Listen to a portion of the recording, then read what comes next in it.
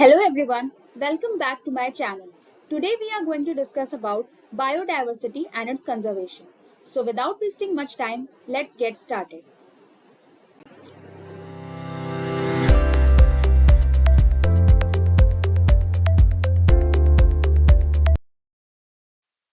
So biodiversity.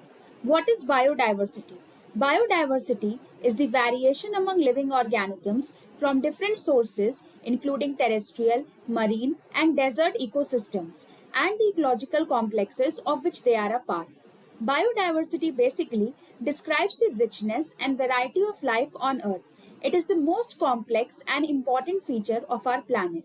The term biodiversity was coined by E.O. Wilson in 1985. It is important in natural as well as artificial ecosystems. It deals with nature's variety, the biosphere. It refers to the variability among plants, animals, and microorganism species. So biodiversity in crux is basically the variation among the living organisms living in a particular area. So this is termed as biodiversity. Now biodiversity in India. India is ranked as one of the most diverse nations in the world. It ranks ninth in terms of plant species richness. Two of the world's 25 biodiversity hotspots are found in India. So what are the crop species that India is famous for? Pigeon pea, eggplant, cucumber, cotton and sesame. Similarly, the domesticated species which India is famous for are millets, cereals, legumes, vegetables, medicinal and aromatic crops. Now, what are the values of biodiversity? Basically, there are about 6 values of biodiversity. So, we'll get to know about the 6 values of biodiversity one by one. So, first comes the ecosystem values. The environmental values of biodiversity can be evaluated by analyzing the functions of the ecosystem. These include the establishment and maintenance of fertile soil, retention of fresh groundwater resources through vegetation, and the output of oxygen by ground plants and microalgae. So what are the ecosystem values? These are basically the functions of the ecosystem and which are governed by the maintenance of fertile soil, retention of fresh groundwater resources through vegetation, and the output of oxygen by ground plants and microalgae. Then comes the economic value. Biodiversity has a tremendous economic perspective on food, livestock feed, medicine, ethical and social ideals. Then comes the consumptive use value, which refers to the natural products that are used for food, such as livestock feed, wood products, fuel wood, and other purposes. Also, many people remain dependent on wildlife for the majority of their necessities, such as nutrition, temporary housing, and clothing. So, these all come under the consumptive use value. Now comes the productive use value. As the name suggests that there must be some production or there must be production of a product. So which implies that products that are sourced and commercially marketed. For example, biotechnologists are known to create species such as wild plant species to create new, more productive disease variant, resistant variant. That is, they are known to create some sort of disease variants or through techniques of genetic hybriding or genetic engineering. Ethical and moral value. Biodiversity has enormous economic potential in terms of food, livestock feed, medications, etc. So all these contribute to the ethical and moral value. Then comes the aesthetic value. So aesthetic value basically is inculcated by the biodiversity which enhances the quality of life and contributes significantly to some of nature's most beautiful aspects, thereby creating to its aesthetic value. Now the three levels of biodiversity. So basically the three levels of biodiversity are genetic diversity, then comes the species diversity and the ecosystem diversity. So firstly, genetic diversity. The differences in DNA content among individuals within species and population. Genetic diversity, as the name suggests, that the diversity occurs at the gene level or at the DNA level. So the diversity which occurs at the genetic level or gene level is termed as genetic diversity. Then comes the species diversity, which is the most basic level of diversity and it occurs at the species level. That is, diversity which occurs at the species level is termed as species diversity. So the number and variety of species present in a particular area is known as, that is how much diverse these species are termed as species diversity. Now comes the ecosystem diversity. As the name suggests, that diversity among the ecosystem, that is the number and variety of ecosystem or habitats within a given region. तो एक given region में कितनी biodiversity है या given ecosystem में, वो हम जानते हैं कैसे, ecosystem diversity से. For example, in rainforest and in cornfield. Now we'll get to know one by one these diversities. So first comes the genetic diversity. As the name suggests, that the diversity at the gene level. So it refers to the variation among the genetic resources of the organism, that at the DNA level or at the genotype, what type of variation that occurs in a particular organism. Every individual of a particular species differs from each other. That is, every individual is not same, that is not identical, and differs from each other in their genetic constitution. They might be identical in phenotypical traits, but they are different at the genetic level. That is why every human looks different from each other. That is why human beings are known to occur genetically different. Similarly, there are different varieties of the same species of rice, wheat, maize, barley, etc. That is, there can be same rice, but genotypically their varieties are different. So the differences that occurs at the gene level or the diversity that occurs at the gene level is termed as genetic diversity. Then comes species diversity. So it is the most basic level, and the diversity that occurs at the species level is known as species diversity. So species diversity refers to the variety of different types of species found in a particular area. Likewise, there is a ecosystem. तो यहाँ पे क्या हो रहा है कि यहाँ पे species present है और यहाँ पे diversity है species में. तो ये क्या हो गई हमारी species diversity. It is the biodiversity at the most basic level. It includes all the species ranging from plants to different microorganisms. No two individuals of the same species are exactly similar. क्योंकि यहाँ पे diversity है, diverse है वो. तो इसीलिए identically similar नहीं है वो. Humans show a lot of diversity among themselves. So this is an example of species diversity. Then comes ecosystem diversity, that is diversity at the level of ecosystem. An ecosystem is a collection of living and non-living organisms and their interaction with each other. Ecological biodiversity or the ecosystem biodiversity refers to the variations in the plant and animal species living together and connected by food chains and food webs. So the differences, that is the diversity in a particular ecosystem, is termed as ecosystem diversity. Now, according to Whittaker, in 1965, community diversities are of three types. That is, Whittaker in 1965 gave that community diversity are of three types: the alpha diversity, the beta diversity, and the gamma diversity. So, firstly, alpha diversity. It tells the species diversity in a given community. That is, suppose there is an ecosystem. तो यहाँ पे जो species हैं, तो alpha diversity is basically the diversity which occurs within the ecosystem. That is, the diversity which is occurring inside this ecosystem is known as alpha diversity. And what are the factors that contributes it? The species richness and evenness. यानी कि यहाँ पे जो species present है वो कितनी rich है और कितना evenly distributed है. So इन दोनों factors के ऊपर हमारी alpha diversity depend करती है. Then comes the beta diversity.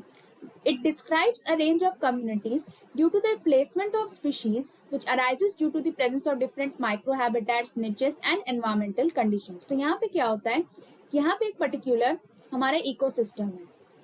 तो यहाँ पे जो gradients present हैं उनके बीच में जो diversity होगी वो हम क्या बोलेंगे, उसको हम beta diversity बोलेंगे. So it occurs due to replacement of species which arises due to the presence of different microhabitats, niches and environmental conditions. Then comes the gamma diversity, which is the overall diversity of a landscape. तो एक particular ecosystem या landscape में कितनी diversity होती है वो हमारी gamma diversity से define होती है. So it describes the diversity of a habitat over a total landscape or a geographical area. So alpha diversity was within the ecosystem, that is within a given community. Beta diversity is along the gradients, that is in between the species present, and gamma diversity is of the overall landscape or overall habitat. Now, importance of biodiversity. So firstly, biodiversity is important for ecological stability. That is, every species has a role in ecosystem. Why? Because they capture and store energy and also produce and decompose organic matter. So what happens कि यहाँ पे क्या होंगे, autotrophs हैं हमारे जो क्या करते हैं, सनलाइट को कैप्चर करते हैं, सोलर एनर्जी को प्रोड्यूस करते हैं, यूज करते हैं अपनी फोटोसिंथेसिस के लिए, फूड बनाने के लिए। और सिमिलरली हमारे डेट्रीवोर्स क्या करते हैं, जैसे कि डिकम्पोज करते हैं ऑर्गेनिक मैटर को, जैसे कि हमारे अर्थवॉर्म्स हैं। So every species present in an ecosystem is responsible for contributing towards the ecological stability. A diverse ecosystem is more productive and can withstand environmental stress. तो हमारे environmental stress is of two types, that is abiotic and biotic. इसमें क्या हो जाएगा, हमारा salt stress आ जाएगा, light stress आ जाएगा, water stress आ जाएगा। तो ये हमारा क्या होगा कि जितना डाइवर्स हमारा पर्टिकुलर इकोसिस्टम होगा उतने तरीके के हमारे स्ट्रेस जो रहेंगे वो उसको टॉलरेट कर लेंगे। यानी कि उसी तरीके की स्पीशीज डिफरेंट टाइप की होंगी, जैसे कोई सॉल्ट टॉलरेंट हुआ तो वो सॉल्ट टॉलरेंट स्ट्रेस को हैंडल कर लेगा, कोई लाइट टॉलरेंट हुआ तो लाइट को टॉलरेट कर लेगा, टेम्परेचर टॉलरेंट हुआ तो वो टेम्परेचर को टॉलरेट कर लेगा। तो जितना ज्यादा डाइवर्स इकोसिस्टम होगा, यानी कि जितनी ज्यादा डाइवर्सिटी होगी हमारे इकोसिस्टम में या उतनी स्पीशीज में, उतना ज्यादा इकोलॉजिकली स्टेबल होगा। So ecological stability is one of the factors. Then comes economic importance. Now, how biodiversity contributes economically? Now comes the economic importance. So crops, livestock, fishery and forest are its sources of food. Wild plants such as cinchona and foxglove plants are used for medicinal purposes. Now comes the woods, fibers, perfumes, lubricants, rubbers, resin, poison and cork are all derived from different plant species. And also the national parks and sanctuaries are a source of tourism. तो ये क्या करते हैं, हमारी economically important है. Then ethical importance. Biodiversity preserves different cultures and spiritual heritage, thereby contributing to its ethical importance. Now comes the biodiversity hotspots in India. So what is a biodiversity hotspot? India is known for its rich biodiversity and has around 24.46% of the geographical area that is covered by forests and trees.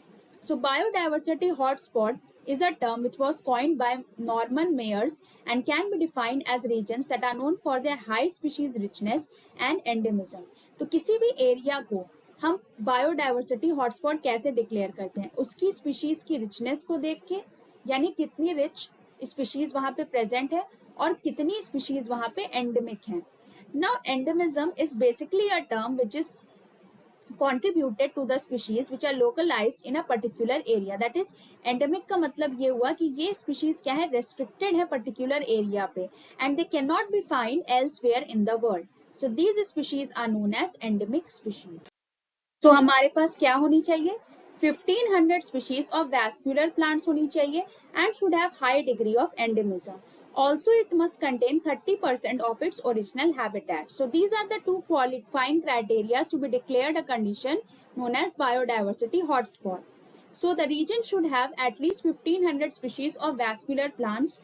That is, it should have a high degree of endemism. यानी कि यहाँ पे endemic species present होनी चाहिए and should have 1500 species of vascular plants. Similar is the case, it must contain 30% or less than that of its original habitat. यानी कि 70% हमारा lost होना चाहिए to be declared as biodiversity hotspot. So these are the two conditions, these are the two criteria which need to be qualified for declaring a area to be a biodiversity hotspot. Now, what are the four major biodiversity hotspots in India? The Himalayas, the Indo-Burma region, the Western Ghats, and the Sundarland. So first comes the Himalayas. Considered the highest in the world, the Himalayas overall comprises Northeast India, Bhutan, Central, and eastern part of Nepal. This region holds a record of having 163 endangered species, which includes the wild Asian water buffalo, one-horned rhino, and as many as 10,000 plant species, which are 3160 endemic. Now comes the Indo-Burma region. The Indo-Burma region is stretched over a distance of 2,373,000 square kilometer. It also has species such as large antlered muntjac, the Annamite muntjac, the grey shank dog, the Annamite striped rabbit, the leaf deer, and the sheola. So the Indo-Burma region is also famous for its endemic freshwater turtle species. Also, it has species such as white-eared night heron, the grey-crowned crocius, and the orange-necked partridge. Then comes the Western Ghat. As we all know that Western Ghat is known for its rich biodiversity. So the Western Ghats are present along the edge of the peninsular India and cover most of the deciduous forest and rainforest. Originally, the vegetation in this region was spread over 1,90,000 square kilometer but has now been reduced to 43,000 square kilometer. UNESCO has mentioned that of the 325 globally threatened species in the Western Ghats, 129 are classified as vulnerable, 145 as endangered, and 51 as critically endangered. Then comes the Sundarland. So the Sundarland hotspot lies in the Southeast Asia and covers Singapore, Thailand, Indonesia, Brunei, and Malaysia. Also, in the year 2013, this biodiversity hotspot was declared a World Biosphere Reserve by the United Nations. Also, it is rich for its terrestrial and marine ecosystem and has 25,000 species of vascular plants and 15,000 which are only found in this region. Then why biodiversity hotspots are important? Biodiversity hotspots are critical for a healthy ecosystem. The coexistence of living and natural resources is essential for the entire ecological life support system. Now, what is the IUCN Red List? Founded in 1964, the IUCN Red List is also known as Red Data List, which evaluates the biological species in the world which are at the risk of extinction. तो basically यहाँ पे क्या है कि IUCN Red List है जो कि हमारी species present है जो हमारी ecosystem वो risk of extinction पे हो तो उनको हम क्या करते हैं रेड डेटा लिस्ट में इंक्लूड कर लेते हैं so that we can conserve biodiversity. So IUCN aims to focus on the conservation of the world's species to reduce species extinction. तो species extinction को रोकने के लिए हम क्या करते हैं उन species को IUCN Red List में include कर लेते हैं. So the IUCN Red List can be divided into 9 categories. यहाँ पे 9 categories में divided है. तो पहला क्या है extinct यानी कि जो खत्म हो चुकी यानी कि extinct है and no individuals are remaining as dodo. Example dodo. Extinct in the wild that is known to survive in captivity में ही जो present है और naturalized population यानी कि historic range के बाहर present है पर अपने native जगह पे वो नहीं present है. So such species are known to be extinct in the wild. Then comes critically endangered which are extremely high risk of extinction in the wild जो कि high risk of extinction पे हैं. Then comes the endangered species. Endangered में हमारी कौन सी आ गई जैसे कि हमारी blue water dolphin हो गई हमारी देन रेड पांडा हो गया हमारा टाइगर हो गया ये सब किस में आ गई हमारी एंडेंजर्ड स्पीशीज में आ गई which are at the danger of extinction so these are known as endangered species. Then comes the vulnerable high risk of endangerment in the wild. Then comes the near threatened species. Then comes least concern which as the lowest risk of मतलब कि ये least concern species हैं इनको ध्यान देने की जरूरत नहीं है मतलब लीस्ट कंसर्न पे हैं ये यानी कि रिस्क की कैटेगरी पे नहीं है ये that is why they are known as least concern species. Then comes data deficient यानी कि उनके स्पीशीज के बारे में हमारे पास डेटा नहीं है तो डेटा डेफिशिएंट है एंड क्योंकि डेटा नहीं है तो ये एसेस उसका रिस्क ऑफ एक्सटिंक्शन हम ऐसे एसेस करेंगे नहीं कर पाएंगे.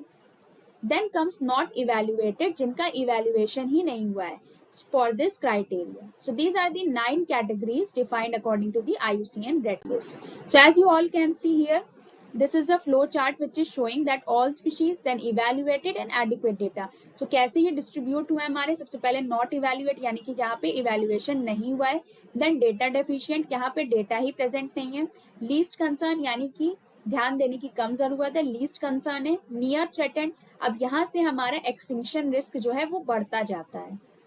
यहाँ पे सबसे कम है और यहाँ सबसे ज्यादा है यहाँ पे ध्यान देने की जरूरत यहाँ से शुरू हो जाती है यानी कि नियर थ्रेटेंड की तरफ. Then comes vulnerable then comes endangered then comes critically endangered then comes extinct in the wild and finally reaching to extinct. Now biodiversity under threat. What are the threats to biodiversity? So these are the threats to the biodiversity. So firstly, it is the changes in the climate, then changes in habitat, then pollution and nutrient loading, which is also known as eutrophication. It is denoted by the term eutrophication. Then comes the alien invasive species and then over exploitation. So firstly, changes in climate. तो हमारे climate में जो change होगा वो भी हमारा क्या है, थ्रेट है बायोडाइवर्सिटी के लिए. यानी कि जो शॉर्ट टर्म पीरियड के लिए चेंज है वो तो थ्रेट नहीं होगा, पर लॉन्ग टर्म चेंजेस हैं अगर टेम्परेचर में या कोई भी वेदर फिनोमिना में, ताकि हमारी जो बायोडाइवर्सिटी यानी कि हमारी जो स्पीशीज है वो उसको अडेप्ट नहीं कर पा रही है, तो उसके लिए क्या हो जाएगा, थ्रेट हो जाएगा. Then comes changes in habitat. अब जैसे कि पर्टिकुलर स्पीशीज कहीं पे रिसाइड कर रही हैं, उनके हैबिटेट में ही कोई डिस्ट्रक्शन आ गया, जैसे नेचुरली रीजंस हैं, ड्रॉट्स है, इलनेसेस है, फायर्स है, पैंडेमिक है, मडस्लाइड्स है, वोल्केनोज है, अर्थक्वेक है, स्मॉल चेंजेस हुए जो हैबिटेट ऑल्ट्रेशन को कॉज करेंगे, तो वो हमारे क्या हो गए, थ्रेट में आ जाएंगे. Then pollution and nutrient loading, यानी कि इन्फ्लक्स है अगर हमारा नाइट्रोजन और फॉस्फोरस का किसी पर्टिकुलर वाटर बॉडी में, तो इससे क्या होगा, एल्गे ब्लूम होगा, जिससे यूट्रोफिकेशन होगा, उससे क्या होगा कि जो हमारी एक्वेटिक इकोसिस्टम है वो डिस्टर्ब होगी, जो डिसॉल्व्ड ऑक्सीजन है हमारी लो हो जाएगी फिशेस के लिए या एक्वेटिक प्लांट्स के लिए, एनिमल्स के लिए सर्वाइव करना मुश्किल हो जाएगा. सो ये हमारा क्या हो गया, थ्रेट हो गया. Then comes alien species invasion. अब एलियन स्पीशीज हमारी क्या हो गई, जैसे वाटर हाइसिंथ हो गया, लेमन ग्रास हो गई, ये सब क्या हमारी एलियन स्पीशीज है. तो पर्टिकुलरली किसी भी इकोसिस्टम में अगर प्रेजेंट होंगी तो वहां के जो नेटिव स्पीशीज है वो डिस्टर्ब हो जाएंगी, वहां से उनकी स्पीशीज डिक्लाइन करेगी. तो इसके लिए ये हमारी एलियन स्पीशीज का जो इन्वेजन होगा वो क्या होगा, वो भी एक थ्रेट होगा.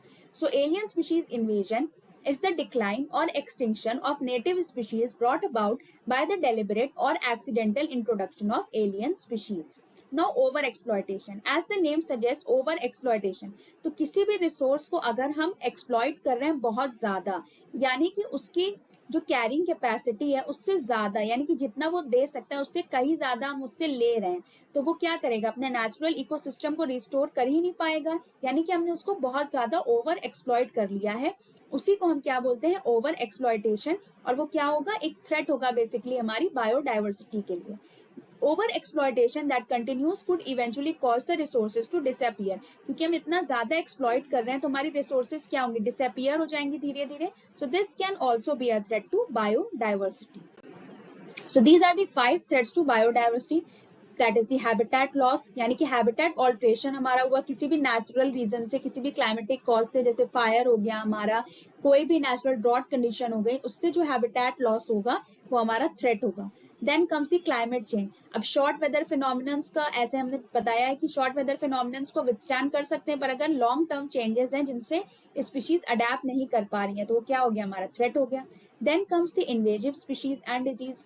जो इन्वेजन है हमारी इन्वेजिव स्पीशीज का वो थ्रेट हो गया. ओवर कंजम्पशन या over exploitation, as I have told you, and pollution, that is eutrophication, और न्यूट्रिएंट लोडिंग है जो हमारा, वो भी स्पीशीज की डिक्लाइन का बहुत बड़ा कॉज होगा. So these are the 5 threats to biodiversity. Now there is a need of biodiversity conservation. So how biodiversity can be conserved? There are various methods of biodiversity conservation. So firstly, we'll get to know about the biodiversity conservation methods. So there are 2 methods basically, ex situ and in situ. So ex situ conservation. Ex situ conservation basically happens off site, यानी कि जो उसकी natural area है वहां पे conservation नहीं होगा, वहां से हटा करके एक नई एरिया पे उसका कंजर्वेशन स्पीशीज का होता है, तो उसको हम क्या बोलते हैं, ex situ. In this type of conservation, the threatened animals and plants are taken out of their natural habitat and placed in a special area or location where they can be protected and given special care. तो यहाँ पे क्या होगा, जो हमारी area है particular, वहां से निकाल करके हम एक स्पेशल एरिया में डालेंगे, तो उस टाइप को कंजर्वेशन ऑफ स्पीशीज को हम क्या बोलेंगे, एक्स सिटू. जैसे कि हमारे जूलॉजिकल पार्क्स हैं, बोटानिकल गार्डन्स हैं, वाइल्ड लाइफ सफारी पार्क्स हैं, जीन बैंक्स हैं, जर्म प्लाज बैंक्स हैं, एंड सीड बैंक्स हैं. Many animals have become extinct in the wild, but few of them are kept in zoological parks. तो यहाँ पे क्या होता है कि बेसिकली जैसे कि हमारे zoological parks हैं, हमारे zoo हैं, botanical garden है, एज इन NBRI लखनऊ, तो यहाँ पे क्या होंगे, यहाँ स्पीशीज को क्या किया जा रहा है, कंजर्व किया जा रहा है, बचाया जा रहा है उसके नेटिव हैबिटेट को हटा करके. Then the gametes of threatened species can be preserved in viable, fertile conditions using cryopreservation techniques. So basically cryopreservation किसमें होती है? -196 डिग्री लिक्विड नाइट्रोजन पे जो हम प्रिजर्व करते हैं उनको हम क्या बोलते हैं? Cryo preservation. जिसमें क्या होता है? In this the eggs can be fertilized in vitro and the plants can be propagated using tissue culture method. तो ये भी एक तरीके का ex situ conservation method है. Then comes seeds of different genetic strains of commercially important plants. जैसे कि हमारे पास वो plants जिनका हमें कंजर्वेशन करना है तो हमें क्या चाहिए? उनके सीड्स चाहिए. तो यहाँ पे क्या होता है? सीड बैंक होते हैं, जीन बैंक होते हैं, जैसे ब्लड बैंक होता है. Similar is the case of seed bank and gene bank. जैसे क्या होता है? ब्लड बैंक में क्या होता है कि हम अपना ब्लड डोनेट कर देते हैं तो जिनको नीड होती है वो वहां से जाके ले सकते हैं. Similar is the case of seed bank and gene bank. तो जिस तरीके के जैसे हमको कोई भी वायबल पॉपुलेशन ग्रो करनी है उसकी हमें मिल नहीं रहे हैं सीड्स या जीन, तो हम क्या कर सकते हैं? सीड बैंक या जीन बैंक में जाके कॉन्टैक्ट कर सकते हैं as these are preserved in these areas. So see this is a flow chart. यहाँ पे कौन कौन से मेथड्स हैं ex situ कंजर्वेशन के? तो पहला क्या? In vitro plant tissue culture है, स्लो ग्रोथ कल्चर्स है. Then comes the cryopreservation. As I told you -196 degree पे लिक्विड नाइट्रोजन पे हम क्या करते हैं? सीड्स, एम्ब्रियोनिक एक्सिस और पॉलन को सेव करते हैं, रखते हैं. डीएनए बैंकिंग में क्या होगा? डीएनए सेव करेंगे हम. फील्ड जीन बैंक और सीड जीन बैंक में क्या होगा? जैसे कि हमारा एज आई टोल्ड यू क्या होता है? ब्लड डोनेशन बैंक होता है. ऐसे यहाँ पे क्या हो गया? जीन बैंक है, सीड बैंक है. यहाँ पे क्या हो गया? पर्टिकुलर स्पीशीज का जो हमें नहीं मिल रही उनका क्या होगा? जीन या सीड सेव किया जाता है. So these are all the methods of ex situ conservation. Now comes the in situ conservation. तो एक्स सिटू हमने क्या जाना कि एक्स सिटू हमारा ऑफ साइट होता है, इन सिटू हमारा क्या होगा? ऑन साइट होगा. यहाँ पे हमें कहीं बाहर जाने की जरूरत नहीं है, यहाँ पे ऑन साइट कंजर्वेशन होगा. नाउ ये कैसे होता है? National parks, sanctuaries and biosphere reserves के थ्रू होता है. सो नेशनल पार्क्स जैसे कि हम सब जानते हैं बहुत सारे नेशनल पार्क्स हैं इंडिया में. मानस नेशनल पार्क, रणथंबोर, ये सब सारे क्या है? नेशनल पार्क्स हैं. So these areas are maintain. ये कौन मेंटेन करता है? By the government and reserve for the betterment of wild life, cultivation, grazing and forestry. और यहाँ पे क्या होता है? हैबिटेट मैनिपुलेशन अलाउड नहीं होती है.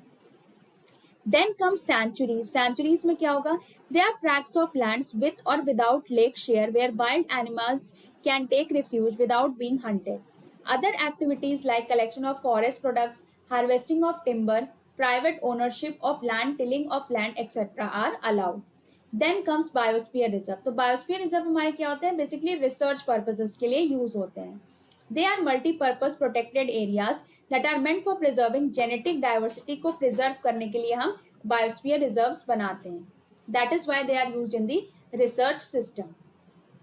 So these are unique biological communities by protecting the wild population. और कैसे हम preserve करते हैं? Wild population को protect करते हैं. Traditional lifestyle हमारे tribals का, domesticated plant animal genetic resources को conserve करते हैं biosphere reserve में. So see यहाँ पे क्या है डिफरेंस हमारे नेशनल पार्क, बायोस्फीयर रिजर्व और वाइल्ड लाइफ सेंचुरी में. So national parks are those reserved areas where no human activity is allowed. यहाँ पे क्या होता है? किसी भी तरीके की कोई ह्यूमन एक्टिविटी अलाउड नहीं होती है. Biosphere reserve is an area of land और water that is protected by law in order to conserve the ecosystem. यानी कि ये रिसर्च पर्पजेस के लिए यूज होता है. यहाँ पे क्या हो रहा है? जेनेटिक डाइवर्सिटी हम प्रिजर्व कर रहे हैं. Then comes wildlife sanctuary. It is an area which is free from disturbances from human activities से क्या होंगी? free होंगी and is devoted for the conservation and protection of wildlife. तीनों ही conservation and protection of wildlife के लिए बस कुछ differences के साथ में. Now wildlife sanctuaries are under the jurisdiction of the state government. ये state government के अंदर आता है. National parks हमारी central government govern करती है and biosphere reserves कौन declare करता है? हमारा UNESCO. So this is an example that Mudimalai Wildlife Sanctuary is present in Tamil Nadu. Kaziranga National Park, as we all know, is present in Assam, and Nilgiri Biosphere is present in Tamil Nadu.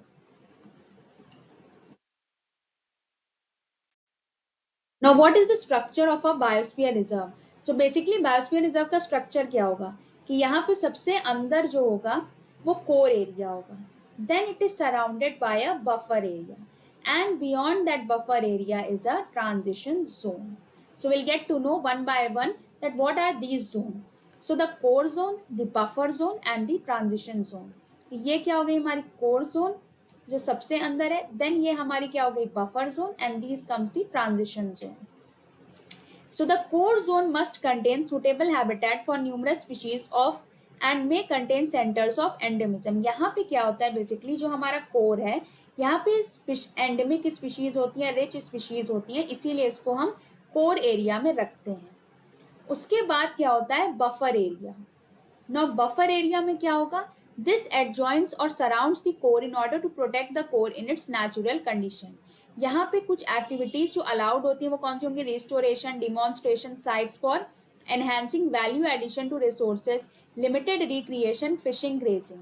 Research and educational activities are to be encourage. तो जो research area वाली, as I have told you, ये यहाँ पे होती है, buffer zone में होती है. And human activities if natural within biosphere reserve are likely to continue if these do not. और यहाँ पे क्या होता है कि ह्यूमन एक्टिविटीज भी अलाउड होती हैं बफर जोन में, अगर वो हमारे इकोलॉजिकल डाइवर्सिटी को अफेक्ट नहीं कर रही होती है तो. Then the outermost part is the transition zone. So this is usually not delimited and is a zone of cooperation where conservation knowledge and management skills are applied. The activities in this zone include settlements, croplands, managed forests and area for intensive recreation and other economic uses. So as you can see, जो सबसे अंदर का area है as like the earth's core, ये क्या है हमारा core area. यहाँ पे क्या होंगी, हमारी एंडेमिक स्पीशीज प्रेजेंट होंगी, दैट इज रिगरस प्रोटेक्शन होगा और लॉन्ग टर्म कंजर्वेशन होगा. इसके बाहर जो एरिया होगा यानी कि एडजॉइनिंग एरिया जो है इसका, वो हमारा क्या हो गया, buffer. So the buffer areas are for protection of core areas की प्रोटेक्शन के लिए होता है, एजुकेशन एंड ट्रेनिंग प्रोग्राम के लिए होगा, रिसर्च पर्पजेस के लिए होगा, और ह्यूमन एक्टिविटीज जो कि सफर ना करें हमारी इकोलॉजिकल डाइवर्सिटी को या कि हमारी बायोडाइवर्सिटी को डिस्टर्ब ना करें, वो एक्टिविटीज यहाँ पे अलाउड होंगी.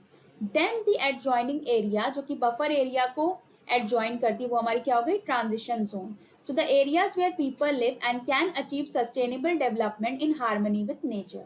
सो these are the three areas, that is these are the three zones in the biosphere reserve. Now biodiversity conservation is a flow chart. जैसे कि हमने जाना कि इन सिटू एक्स सिटू मेथड है. इन सिटू हमारी क्या हो गई, ऑन साइट कंजर्वेशन हो गया, एक्स सिटू हमारी ऑफ साइट हो गई. इन सिटू में प्रोटेक्टेड एरिया क्या होंगी, नेशनल पार्क हो गई, बायोस्फीयर रिजर्व हो गई, सैंचुरी हो गई. बायोस्फीयर रिजर्व हमारे दो टाइप के हो गए, terrestrial and marine. Ex situ हमारी ऑफ साइट थी, तो कैसे प्रिजर्व हम कर रहे हैं, उसमें सीड बैंक है, सीड्स के थ्रू किसी भी बैंक में जो हमारे पास सीड्स प्रेजेंट है उनको जाके जमा करना, क्रायो प्रिजर्वेशन लिक्विड नाइट्रोजन के थ्रू, फील्ड जीन बैंक में, जीन बैंक्स में जाके, sacred plant home garden, आर्बोरेटा botanical garden, zoological garden यानी कि जू वगैरह, एक्वेरिया या एक्वेरियम्स में. Now tiger conservation in India. So since a large number of the tiger population in India is entering the list of endangered species, the conservation of tigers has become a crucial point in India. So one such initiative जो tiger conservation के लिए लिया गया था by the government of India was Project Tiger. It was launched in 1973 and was administered by the NTCA, that is National Tiger Conservation Authority. ये क्या करता है, ये प्रोटेक्ट करता है टाइगर पॉपुलेशन की इंडिया को, preventing them from the risk of extinction and preserving areas of biological importance as a natural heritage. बहुत सारे टाइगर रिजर्व्स भी बने इंडिया में. As you all know, there are 50 to 52 tiger reserves at present in India for the protecting the population of tigers. So that's all we have for biodiversity and conservation. I hope you all have liked it.